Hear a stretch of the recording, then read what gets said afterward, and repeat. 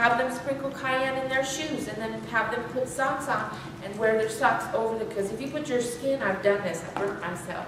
If you put your skin directly on the cayenne, it will burn you. Oh, same with garlic. It will burn you. Yes, garlic will burn your skin and mustard will too. Definitely. Mustard is excellent for, and we're going to be doing hands-on very soon.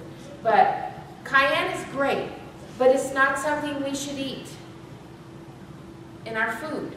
It's something we should use for medicinal purposes. Spices are not to be eaten by God's people. I just want to read two things real quick here. Okay, let's see. Under spices. Let's see. Oh, there's a lot on spices. But let me see, page 339 to 339 to 345. Okay, spices and condiments.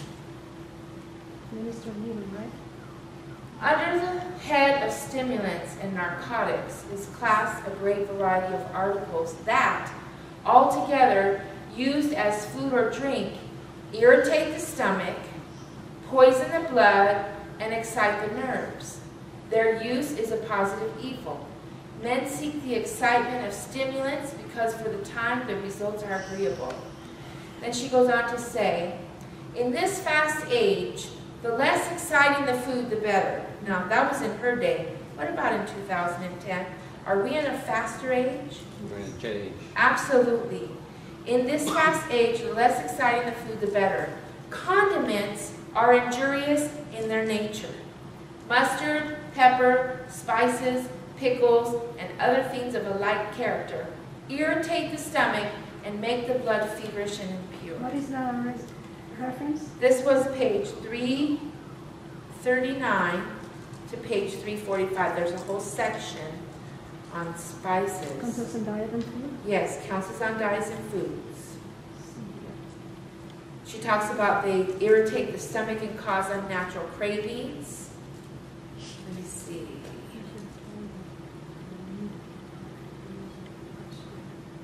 Okay. It says spices at first irritate the tender coating of the stomach, but finally destroy the natural sensitiveness of this delicate membrane. That's where the ulcers come in. The blood becomes fevered, the animal propensities are aroused. This is where we use reasoning and intellect. This is animal propensities, which means it blocks off the frontal lobe if the animal propensities are being aroused, while the moral and intellectual powers are weakened. She says the moral and intellectual powers are weakened. Is that spiritual? Yes. So is what we eat, even spices and condiments, is it spiritual? Yes, because remember I talked a few weeks ago that nutmeg and other spices like that, actually they found that the men who are suffering from perversion, they're the high spice eaters. They found a correlation between the two. Why? Because your frontal lobe, it's cut off. You're now working on animal propensities. Is perversion an animal propensity? Absolutely. And that doesn't just apply to the men, that applies to The women. women as well. In this day and age, Yes, you hear a lot of women talking about, you know, they're having problems, and it's because of the diet. Absolutely. Okay, now if you have dangerously high blood pressure, does anyone remember the remedy I said in the past? I did it in a health nugget. 16 ounces of fresh, does anyone remember? Oh, beet juice. That's right, beet juice. Is that you're saying that's a remedy for what? High blood pressure, dangerously high blood pressure. Now, let me ask you a question. Are beets expensive? No. No, it's not expensive. And if you don't have a juicer, or the person doesn't have a juicer, you can tell them to go right to Vallarta. There's many Vallartas out there. It's a Mexican store, and they juice the fresh produce for you right there. And even if you need to, you can bring them your own beets. They'll charge you the same price of whatever drink is. You just bring them your own beets. You want to drink it within a half an hour or something? What you want to do is you want to drink this within a half an hour, but it can make some people maybe have a headache because it's very strong. It's an excellent cleanser for the blood. It can, you know, when they do dialysis, they have to do it slowly because when you clean that blood out, it can make a person feel weak and like they're going to pass out. That's what the beet juice is doing to the blood. And so if they drink a lot, they can get lightheaded. Some people might get nauseated. Some might even have a case of number 3, diarrhea. So what you do, instead of 30 minutes, yeah, we called that as a child going, Mom, I have number 3. We all knew what that meant. Okay. You know number 1? Yes. Urinating, number 2, right, that's what we use. Sorry to be so graphic. Okay, so if you feel any of what I mentioned, then drink it within 45 minutes, but no more than 45 minutes. Optimal is drink it within 30 minutes, but if not, 45 minutes. And this is it does wonders for the blood pressure. And type this in. Don't take my word for anything. Oh, let me say real fast. I went online this morning, Sister Vivian. Yes. And I looked up green bell peppers. Okay. Remember we had that discussion? Mm-hmm. There is a plant, green bell peppers. They are green bell peppers that grow green. But most bell peppers that you buy, even the seeds, it's the colored peppers. Okay. They do say certain parts of the South have green bell peppers, but your average, what you buy in the markets, those are not your green bell peppers. Those are your peppers that turn to yellow, orange, red, purple. Okay. Yes. So, but I did research it this morning.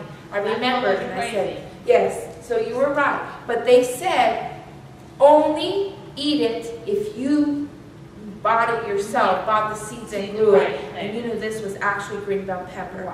But otherwise, when you buy the bell pepper packets, you won't see the green bell pepper on the packet. You'll see the orange and the red and the yellow. Right. Okay. The other thing, excellent, is 1 clove of garlic. Peel it. You don't want to smash it because you want the clove whole. 1 clove of garlic. And what you do is you peel it, and then, I should have brought a piece of clove today. You know how you have the hard piece on the top, and then it goes pointy? Right above where the point is, I'm trying to do a garlic clove, right above the point, you want to score a cross or an X. Score it. And then insert it rectally. Lubricate it with some olive oil or something. Insert it rectally. The reason you score it is so when you insert it, it does 2 things. Number 1, the allicin releases immediately into the bloodstream. The allicin is the medicinal properties in the garlic. That's the stuff you smell, the strong odor. Number 2, it will expand. It will help it expand. And you will be able to, it'll come out when you have a BN. So, but some people think it'll be stuck up there for life. Exactly, it's like a suppository. It will bring, I learned this remedy from a lady who told me about this remedy, and she said it saved her life. And she had suffered severely from high blood pressure. And she said she doesn't leave home without garlic. She eats it, and if she's someone who will eat stuff she knows she shouldn't just because she wants to. And she'll carry the garlic for medicinal purposes.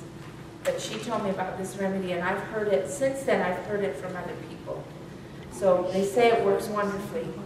Okay, now, we're dealing with the heart. We'll just talk a little bit about heart rate. Does anyone remember what I said is the best heart rate, the most optimal? No, not blood pressure, heart rate. How many beats your heart beats per minute? 60 to 80. Some books are now saying 52. Remember, the levels are getting lower. What was once considered, because they were going by average of your standard American diet, person who consumed the standard American diet. They're now getting the averages of your people who are plant-based eaters who are healthy. And then that's the standards that they're now saying is your optimal. So 60 to 80 is what I was taught. 52. Now, anything over 100 equals tachycardia.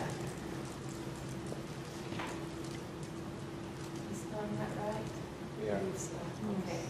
Tachycardia. Greater than 100 equals tachycardia. What do you do for tachycardia? What is something instantly? I heard you can even do this for high blood pressure. You can put somebody's face in ice water or cold water. You know why? Can you just put a cold It's not as effective. You can do that if that's all you have, but it's not as effective. Why is it? It constricts the vessels.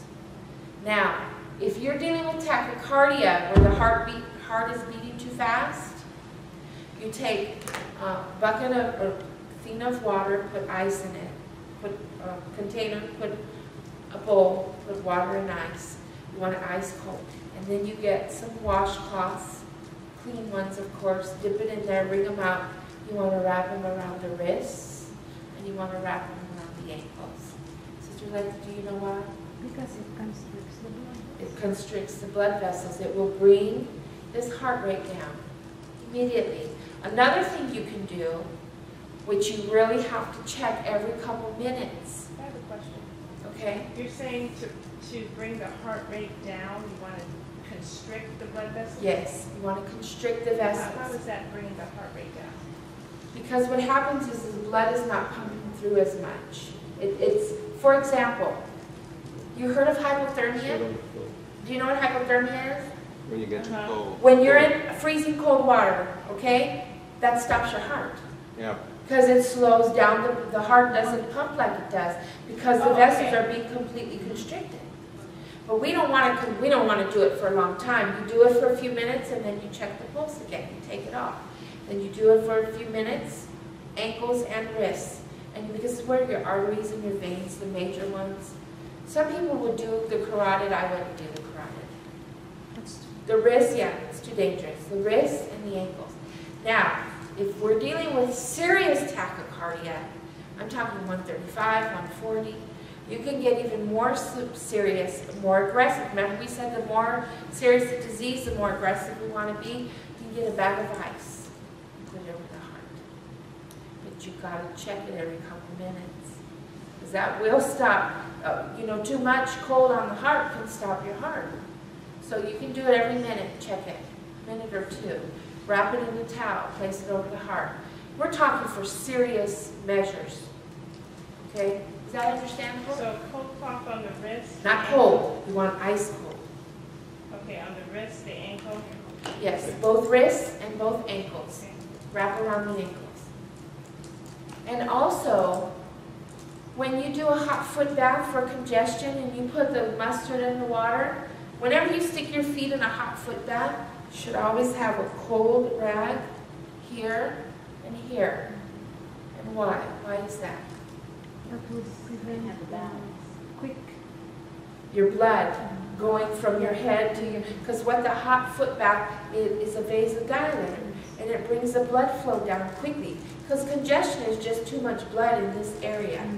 Okay? So when you stick your feet in the hot water, your blood can go and you can pass out. Right. So when you do the cold rag over the temples and around the neck, you're doing the same thing. You're constricting the vessels.